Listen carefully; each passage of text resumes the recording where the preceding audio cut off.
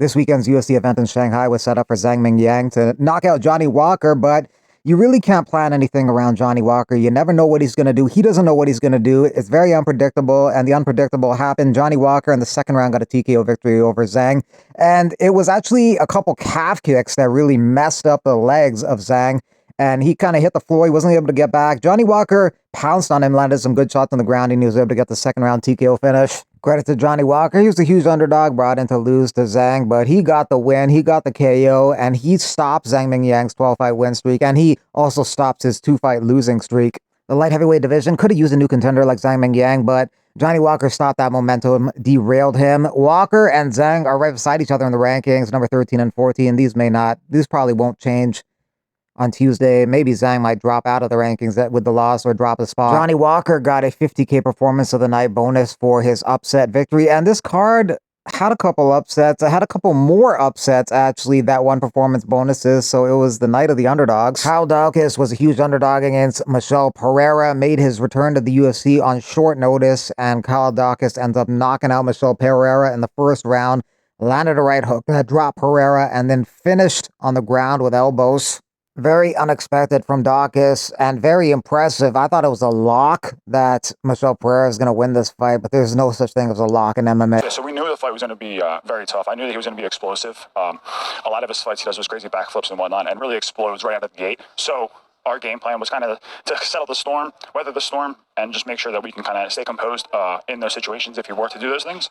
But hey, we got out unscathed. So. Charles Johnson also pulled off an upset over Loney Kavanaugh, knocking him out in the second round and taking his undefeated record. Kavanaugh had a good first round, but Charles Johnson never stops pushing the pace and tires a lot of guys out. And Loney got a bit tired in round 2 and ended up getting knocked out at the end of the round. Big right dropped him and knocked him out. You cannot get tired against a guy like Charles Johnson because he does not stop moving forward. He's a very tough guy to contend with in round 2 and 3 because he is just constantly pushing the pace. If you're tired, bad things are going to happen like this, getting knocked out. I'm very experienced, and I'm here for a reason. I'm ranked for a reason, and I've beaten the guys I've beaten for a reason. And watching his film, he always has a phenomenal first round. He's really good at range management, and he's quick. And he's been a martial artist his entire life. So you knew that he was going to be there. He's going to be confident. He's 8-0. He's young. But as the fight lets on, it's a fight, right? And so I knew that's what was going to happen. And I put my life on anyone tonight. I would beat anyone. It's just about, timing. Like I said, I'm experienced. He's a young guy. He's going to have speed. What beats speed? Timing. And that's what that right hand is. It's not a fluke. It happened to Josh Van, the number 1 contender. It happened to him as well. It happened to Sumu Darji. It happened to Jake Hadley.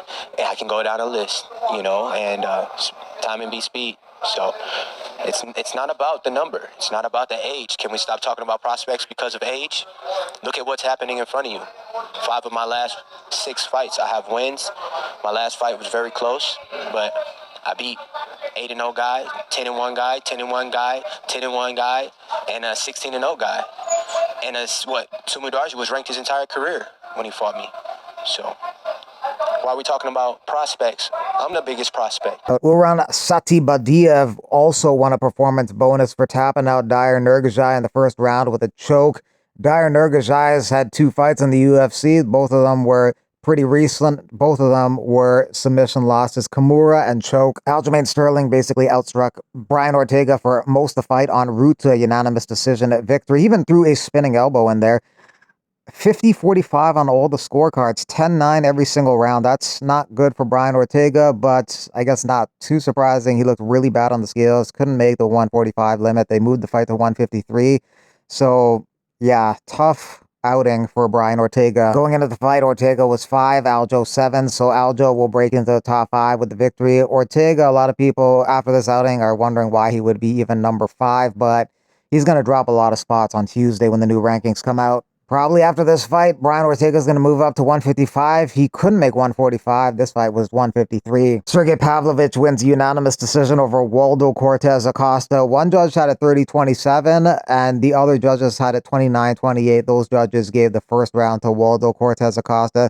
So this is 3 decisions in a row for Sergey Pavlovich, which is kind of a new thing. Prior to that, none of his fights went the distance, but he can't really be blamed for this one because Waldo Cortez Acosta has a granite chin, and He's just one of those guys you can't put away. Thank you very much for the congratulations. To be honest, a little bit disappointed in my own performance. I mean, I wanted to knock him. Thank you very much for the congratulations. To be honest, a little bit disappointed in my own performance. I mean, I wanted to knock him out. I wanted to get him out of there. I hit him on the head. I don't know how many times, but he just wouldn't go down. Obviously, no problem. Good thing that I got to win. But, if you remember the last fight, that was to be the 3-round fight. This one was supposed to be over quick, right? Wanted to get him out there.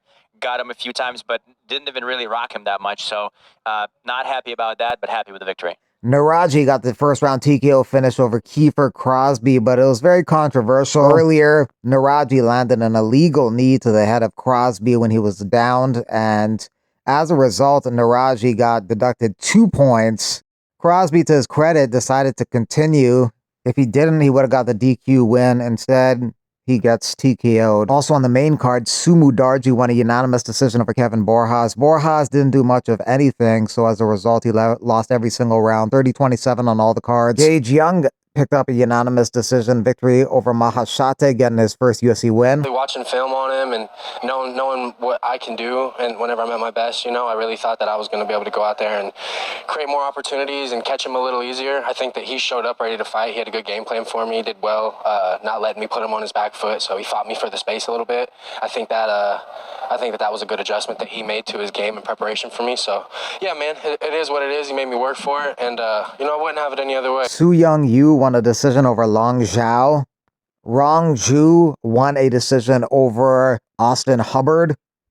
Yi Zha was the biggest favorite on the card against Weston Wilson, and he showed why. He knocked him out in 37 seconds. The UFC takes next weekend off. Then they return to action on September 6th for UFC Fight Night Paris, headlined by Amava versus Bahayo. Huge implications in the middleweight division for that title shot possibly on the line for the victor.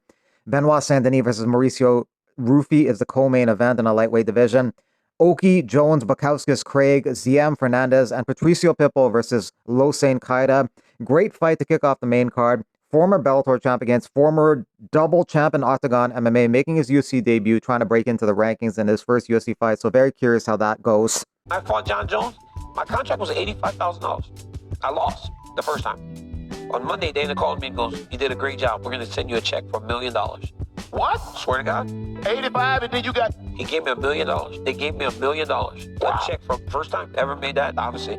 As a wrestler, it was the first time I'd ever made 7 figures. They called me and said, "You did a great job. Here you go." Then I fought again a few months later, and I had got a new contract. Right. And it might have been $300,000. And then we sold a few $100,000 pay-per-views, and they called me and said, "Hey, we're going to give you X amount of dollars to get you back to $1 million."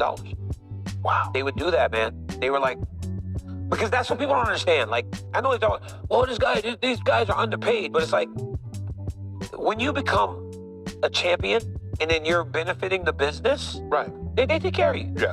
But even the lowest boxers make are so low, bro. Yeah. Like the that lower level. makes it seem like everybody making Floyd Mayweather money. They're not. And they're not. They are not all making They're that money, not, bro. no. They're making $1,000. Right. I mean, they make them look, but like you said. But the good guys will make good money. Yeah. What does a guy make that? So Tank and all them dudes are getting paid right now. They're in the millions. Yeah. But they're the equivalent of the Ilya Taporius. Right. And the Israel Adesanyas. Yes. They're those guys. Right. But as you go down the card and you go down the pay scale, Yeah. I bet it's all pretty equivalent or very equal. Mm-hmm. So, yeah, people talk about like all boxers make money. They don't. There's only a select few people that make the big money in the UFC. Correct. It's the God honest truth. I mean, champions make money. Yes. Lorenzo Fertitta was the best. When Lorenzo Fertitta was there, he would do these discretionary bonuses. Yeah. Where they would just give you money. Right. He had an idea of what he wanted the champion to make, and he would make sure you got it. I got really bad news for everybody. I just woke up. I found out Cracker Barrel got gayed out. Now, I hate to start the day off like this and being all negative and whatnot, but let me just tell y'all, man, I seen this coming, okay, because everybody's getting gayed out. Even the best places are getting gayed out. I think some feminist woman took over the restaurant, and now she's just, changing it how she likes or whatever. Hell, the woman ain't even fit to run the kitchen, let alone run the whole company. I mean, are you kidding me? And let me say something, too. My wife's pancakes are better. I don't care about Cracker Barrel no more. To hell with Cracker Barrel. they cannot even get close to my wife's sourdough pancakes, okay? And guess what? My wife uses real maple syrup, not some of that high fructose corn syrup garbage that y'all have. And that's what I think about that. I'm not even effective, not even in the slightest. I can also, while my wife is cooking, I can go up there to her while she's on the stove, and I can slap her in the butt. You can't do that at Cracker Barrel. You can't even do that at Waffle House these days. So what I'm saying is, y'all need to wife up and make kids, because Cracker Barrel's gone to shit. God bless y'all.